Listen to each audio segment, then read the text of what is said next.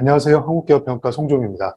2022년 통신서비스 산업 전망에 대해서 말씀드리겠습니다. 22년 통신서비스 산업의 사업 환경은 중립적일 것으로 봅니다.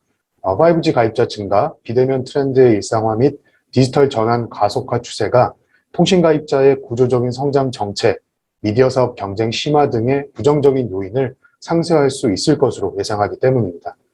업계 전반의 영업 실적은 5G 침투율 상승에 기반한 ARPU의 완만한 회복세, 미디어 사업 호조와 B2B 사업 성장 등을 통해서 2021년에 이어서 개선 흐름을 유지할 것으로 전망합니다. 등급 전망은 중립적입니다. 우선 21년 산업 동향을 간략히 살펴보겠습니다. 사업 측면에서는 5G 가입자 성장 등에 기반한 ARPU의 완만한 상승, 또 비대면 활동 확산에 따른 IPTV 및 인터넷 가입자 증가와 실적 호조 등에 힘입어서 전년 대비 영업 수익성이 향상되었습니다. 이 재무구조 측면에서는 5G 커버리지 확충에 따른 캐펙스 지출이 이어졌고, 또 유선방송사 인수와 비통신사업 투자 등과 같은 자금 소요도 발생하면서 재무 레버리지는 상승세가 이어졌습니다. 하지만 수익성과 영업 현금 창출력 개선을 통해서 20년 수준의 차입금 커버리지를 유지했고, 이를 통해 재무부담 상승을 제어하고 있는 모습을 보였습니다. 22년 사업환경 전망은 중립적입니다. 대선 이후 정책당국의 요금 인하 압박 가능성, 또 마케팅 경쟁 확대 가능성 등을 배제할 수는 없지만 팬데믹으로 비롯된 비대면 온라인 트렌드가 지속되면서 5G 가입자의 안정적인 성장, 미디어 가입자 증가 및 B2B 수익 확대에 기여할 것으로 보고 있습니다. 21년 9월 말 1,800만 명 수준인 5G 가입자는 22년 말에는 3,000만 명에 도달하면서 전체 휴대폰 가입자 대비 보급률이 60%를 넘어설 것으로 전망합니다. IPTV는 케이블 TV 가입자를 꾸준히 흡수하면서 가입자 순증세를 유지할 것으로 보고 있고요. 특히 통신사업자들은 잇따른 유선방송사 인수합병을 통해서 한층 공고해진 유료방송 시장 장악력을 확보할 것으로 예상합니다. 더불어서 팬데믹으로 촉발된 비대면 수요와 디지털 전환을 통해서 클라우드, 데이터 센터 및 솔루션 수요가 크게 성장할 것으로 보여서 통신사업자들의 B2B 실적 성장에 긍정적인 영향을 가져올 것으로 전망을 합니다. 22년 업계 전반의 영업 실적은 21년에 이어서 개선 추세를 유지할 것으로 전망합니다.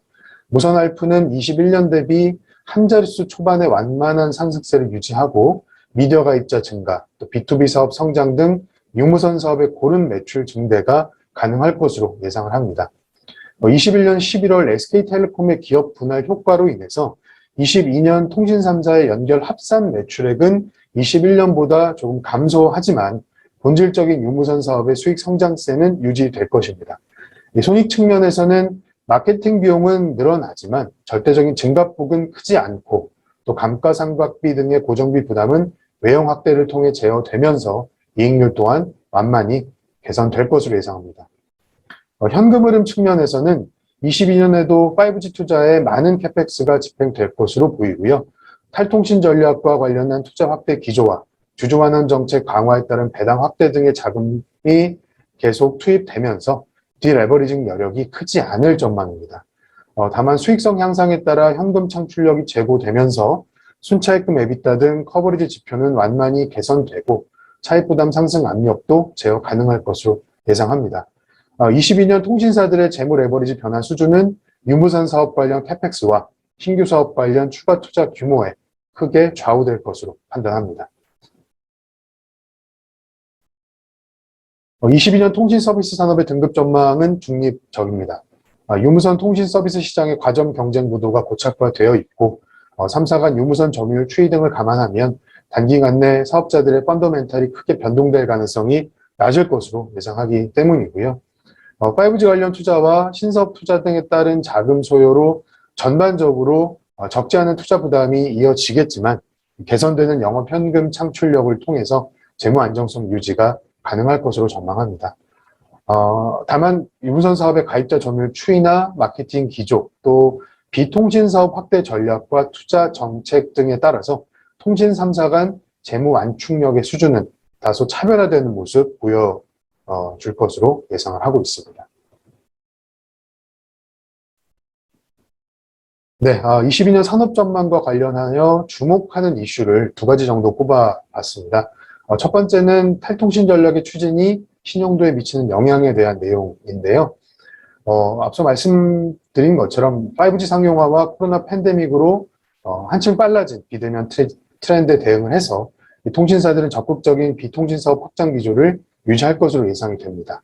이 IPTV를 중심으로 한 미디어 플랫폼과 콘텐츠 경쟁력 강화, 또 데이터 센터 등 B2B 사업이 중심이 될 것으로 보이고요. 이 차세대 이동통신망 상용화를 통한 수익 증대 효과가 과거만큼은 높지 않을 것으로 예상이 되고, 또 비통신 사업의 중심축인 IPTV 사업도 글로벌 OTT 시장 성장에 따른 미디어 생태계 변화 등에 직면하고 있어서 본질적인 수익 기반 강화를 위한 비통신 전략 확대가 요구되는 시기임은 분명해 보입니다. 다만 이 통신 사업 투자와 배당 성향 확대 등 자금 소요가 커지는 상황에서 이 비통신 사업 육성에 따른 적극적인 추가 투자가 재무 안정성에 부담 요인으로 작용할 가능성을 배제하기는 어렵습니다.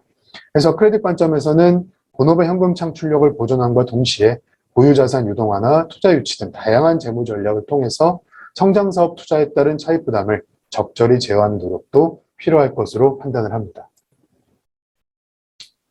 두 번째는 통신산업 환경을 둘러싼 정책 이슈와 각사별 주요 모니터링 요인입니다. 가계통신비 부담 경감을 위한 통신비 인하 정책 도입은 사실 대선 이후 매번 반복되어 온 이슈이기도 합니다. 현 문재인 정부 출범 이후에는 선택 약정 할인율이 20%에서 25%로 상향 조정된 바도 있었고요. 이번 대선의 경우 아직까지 주요 후보들이 통신비 인하와 관련해서 구체적인 공약을 제시하지는 않고 있고, 또 알뜰폰으로 불리는 MVNO 사업 활성화 정책도 꾸준히 추진이 되고 있어서 대선 이후 강력한 요금 인하 정책이 도입될 가능성은 아주 높아 보이지는 않습니다만, 여하튼 통신업계 수익 구조상 무선 사업이 차지하는 높은 비중을 감안하면 이 요금 정책 이슈에 대한 모니터링이 필요해 보입니다. 5G 투자 측면에서도 28GHz 기지국 구축 활성화를 유도하는 정책이 추진이 되면 예상보다 캐펙스 부담이 늘어날 가능성도 배제하기는 어렵습니다. 이 5G 서비스에 기반한 뚜렷한 신규 수익원이 부재한 상황에서의 추가적인 투자는 어쩔 수 없이 통신사 수익 구조상 부담으로 작용할 수밖에 없기 때문에 향후 정책 당국의 움직임에 주목할 필요가 있어 보입니다. 마지막으로 각사별 모니터링 요인을 정리 드리는 것으로 준비한 발표를 마치고자 합니다. 먼저 SK텔레콤은 ICT 사업 분할로 비통신 포트폴리오 확장 전략에 수반되었던 투자 부담이 경감될 것으로 예상이 되는데요. 그래서 향후 영업 현금 창출력 개선을 통해 차입금 커버리지와 재무 안축력을 어느 정도 수준으로 빠르게 회복시켜 가는지가 중요한 점검 요인이 되겠습니다. KT는 미디어 콘텐츠 및 B2B 사업 확대를 적극 추진하고 있고, 사업 시너지 강화를 위한 계열 내 사업 포트폴리오 조정 여부 및 계열 지배구조 개편 가능성 등에 특히 주목을 하고 있습니다. 유플러스는 유무선 가입자 점유율의 개선 정도, 또 미디어 경쟁력 강화를 위한 적극적인 투자 확대 가능성과 투자 규모 확대 여부 등을 면밀히 점검할 예정입니다. 네, 준비한 발표를 여기서 마치겠습니다. 경청해 주셔서 감사합니다.